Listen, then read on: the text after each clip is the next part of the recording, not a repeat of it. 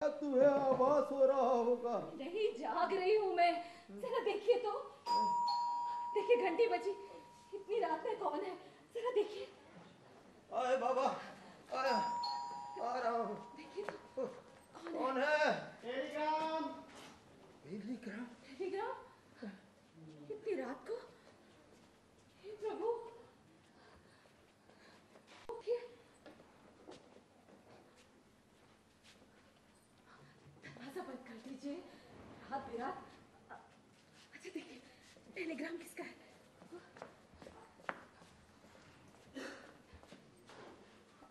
पढ़िए, पढ़िए तो। क्या है? किसका टेलीग्राम है? हाँ? हाँ? क्या हुआ दीनू के बापू? नंदू! बोलिए। नंदू! क्या हुआ नंदू को? अरे दीनू बेटा! नंदू चला गया! नंदू चला गया!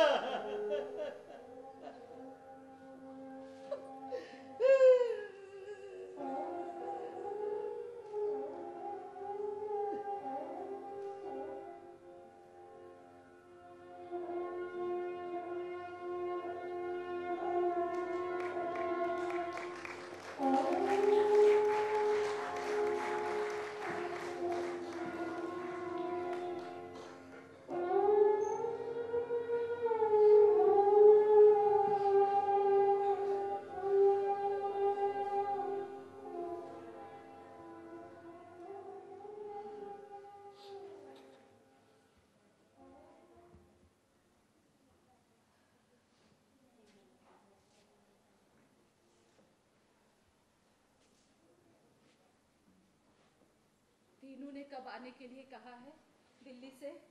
आ जाएगा कभी भी। ऐसे क्यों कह रहे हैं? शायद उसका अभी भी मन बदल जाए। पागल हो गई है तू। हाँ, वो तो मैं हूँ। उसे यहाँ आए हुए कितने दिन हो गए और यहाँ कितनी बार आया? वहाँ होटल ताज में ठहरा हुआ है। जाने दीजिए। आते थे दोनों रोज, वो और उसकी बहू। आते थे। अरे वो अपनी बीवी को लेकर के दिल्ली आगरा घुमा रहा है, ताजमहल दिखा रहा है।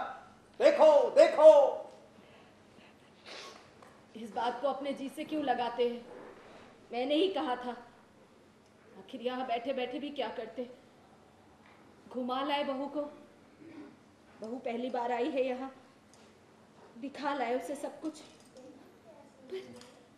पर यही क्या कम है दीनू के बापू कि इतने साल बाद हमारा दीनू, हमारा बच्चा हमें दिखाई तो दिया।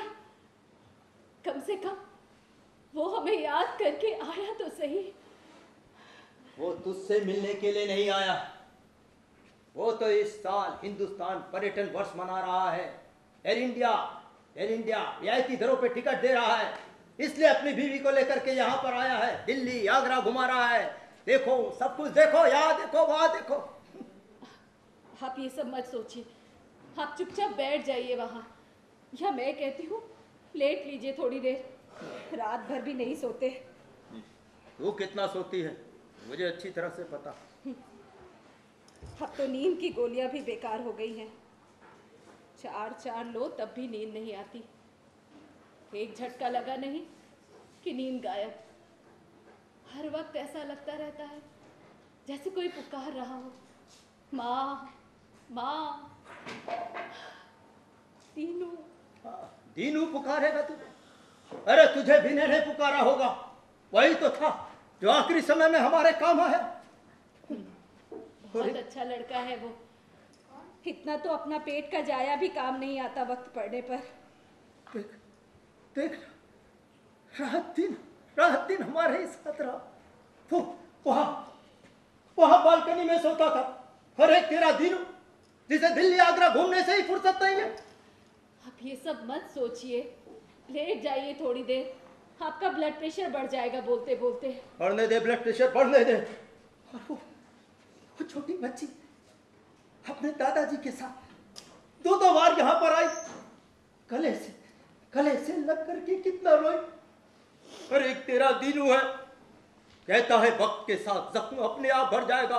Time is the biggest healer, जैसे अंग्रेजी में कह देने से जख्म जल्दी भर जाता है। आप गुस्सा मत कीजिए, गुस्से से कहीं आपके दिमाग की नस फट गई तो लेने के देने पड़ जाएंगे। अरे फटने दे, और जो कुछ होना है सब कुछ हो जाने दे। अरे होने कैसे दूं? मुझे तो लगता है ये सब करके आप मुझसे पहले अपनी जान देने पर तुले हैं, और मैं उसके बाद कुत्ते बिल्लियों के हवाले। कहाँ जा रही है? मुझे सब पता। दीनू कब आएगा? आज, कल वापस अमेरिका जा रहा है। यहाँ कब आएगा? क्यों, उसे गुजिया अच्छी लगती है, बना करके खिलाएगी क्या? मैं कहाँ बनाकर कुछ खिला पाई, आया भी तो ऐसे दुख में, कुछ भी बनाकर नहीं खिला पाई उसे। पर वो अभी तक आया क्यों नहीं? ऐसा कर, वहां पे फोन रखा है, होटल में फोन कर ले, खुद ही पूछ ले। आप फोन मिला देंगे तो बुरा हो जाएगा क्या? मैं उसे फोन नहीं मिलाऊंगा। अरे ये क्या? अरे छुएगा नहीं उसे, वो घास के तिनके हैं। वो किसके? वो घोंसला बना रही है वहां। कौन? अरे चिड़िया, और कौन? अरे देखिए, देखना, ऊपर बैठी है, नीचे की तरफ देख ही नहीं रही है। उसे सब पता है, लेकिन आप अगर यहाँ खड़े रहे ना तो वो नीचे नहीं आएगी तिनका लेने। आप थोड़ा इधर खिसक आइए। सुन, हाँ, मैं उसका घोंसला नीचे ले आऊं क्या? अरे क्यों? अरे वो इतने ऊपर घोंसला बनाएगी, अंडे देगी, अंडे अगर टूट गए तो? कुछ नहीं होता, वही सब इंतजाम हो जाता है। अंडे देगी, बच्चे होंगे, पंख फूटेंगे, और फिर उड़ जाएंगे।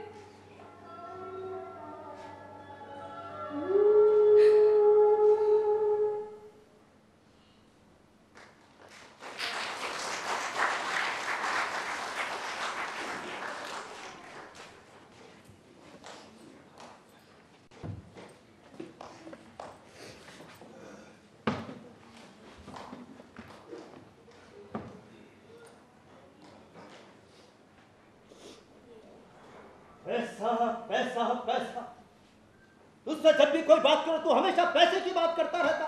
कितना पैसा चाहिए भेज दूंगा। अरे बेटा, पैसा चाहिए ही किसे? इनकी पेंशन ही खाकर खत्म नहीं होती, यहाँ खाने वाले हैं ही कितने। वहां लंका की सोने की ईंट चाहिए ही किसे?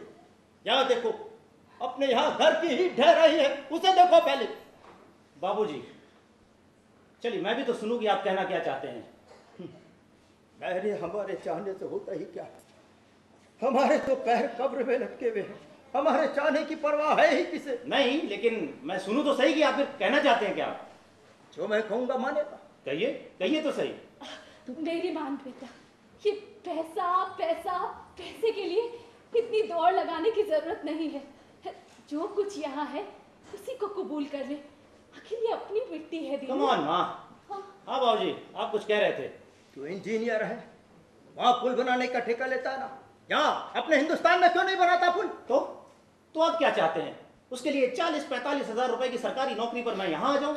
कोई एक बेवकूफ ना समझ आदमी मेरा बॉस बना बैठा हुआ है, इसलिए उसके अंडर में काम करूं, इन सरकारी खुरदुरे कागजों के ऊपर अपने शेफर्स के पेन वेस्ट करूं? ठीक है, वो सब मत कर। चल, हमेशा पैसे की बात करता है ना, ला अपना पैसा यहाँ, और यहाँ ला, यहाँ पर ले, पुल के ठेके ले, और जब अगर तेरे को पैसा कम पड़ेगा ना, मैं ला करके दूंगा तुझे पैसा जिम्मेदारी जमा करने की जिम्मेदारी मेरी रही। ये बिल्कुल ठीक कह रहे हैं दीनू। सुन, अगर कोई कम बेसी पड़ी ना तो मैं अपने सारे जेवर बेच दूंगी, तुझे चिंता करने की कोई जरूरत नहीं है। हाँ, अब तुम्हें कैसे समझाऊं? तुम ये बात नहीं समझोगी, पर बाबूजी आपको तो ये बात समझनी चाहिए। क्या समझना चाहिए? इस देश में आकर के बिजनेस करना आसान है क्या? क्यों? अरे यहाँ सालों साल सरकारी कागज हिलते तक नहीं है, उनको हिलाने के लिए कदम कदम पर पैसा चढ़ाना पड़ता है, तब जाकर के कहीं टेंडर मिलता है। और अगर क्वालिटी की कदर करो तो उठा करके बाहर फेंक दिए जाते हैं। ऐसा लगता है बाबूजी जैसे यहाँ हर आदमी ऊपर की कमाई पर जिंदा है। चोरों का राज है यहाँ पर। तुम जैसे यहाँ से बाहर चले जाओगे तो चोरों का राज होगा ही। तो हो जाने दीजिए बाबूजी, आई डोंट केयर। फिर ये हमारा देश ये कैसे तरक्की करेगा? बाबूजी अगर एक बात कहूं तो आप नाराज तो नहीं होंगे? बोल।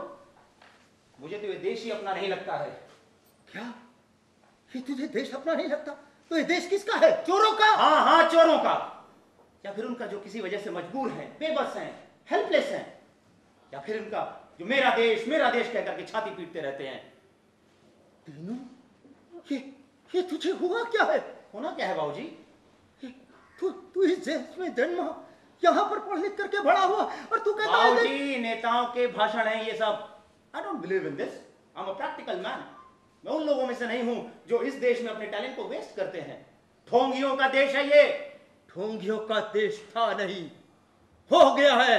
अगर हिम्मत है तो इन ढोंगियों के विरुद्ध कुछ करके दिखाओ। जिसे देखो इस देश को एक पेटी शिकायत की पेटी समझ रखा है। जब मर्जी आई अपनी शिकायत डाल दी। किसी की हिम्मत नहीं है कि इस पेटी को खोल करके देखे। अगर तेरे अंदर हिम्मत है तो अपने देश के लिए कुछ करके दिखा। ये सब कहना बहुत आसान है बाबूजी, पर इस देश में है क्या? एक रजिस्ट्री करानी हो तो घंटों पोस्ट ऑफिस में जाकर के लाइन लगाओ। रिजर्वेशन कराना हो तो रिजर्वेशन काउंटर से फॉर्म गायब मिलते हैं। बैंक जाओ तो वहां से क्लर्क गायब मिलता है। और ये आपके टैक्सी वाले, ये तो थोड़ी दूर तक जाने के लिए मना ही कर देते हैं। और ये आपके दुकानदार, ओ माय गॉड, ये तो किसी से सीधे मुंह बात ही नहीं करते हैं। सच कहूं बाबूजी तो ना तो ये लोग मुझे अपने लगते हैं ना ये देश अपना लगता है।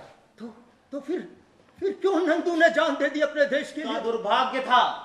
मैंने कितनी बार कहा मेरे पास आ जाए, अमेरिका में मैं लाइफ बना देता उसकी। तो फिर क्यों नहीं आया तेरे पीछे? वो ना समझ था वो भी मेरा देश कह के छाती पीटने वालों में से था। 20-25 साल के नौजवान अपनी कुर्बानियां दे देते हैं। किसके लिए?